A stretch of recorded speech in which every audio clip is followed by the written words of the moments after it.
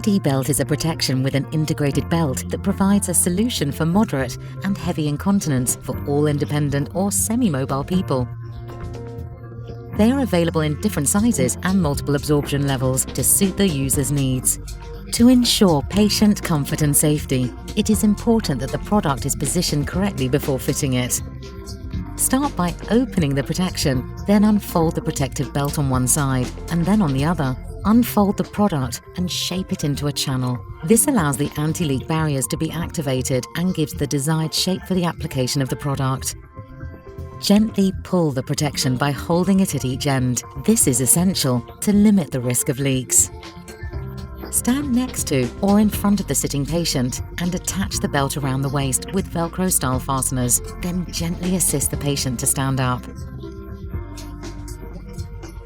Pass the front of the protection between the legs by maintaining the channel shape and attach the protection to the belt using the two side Velcros. Finally, make sure the protection is comfortably positioned and well-fitting between the legs. Then, you can gently put the patient back into a seated position.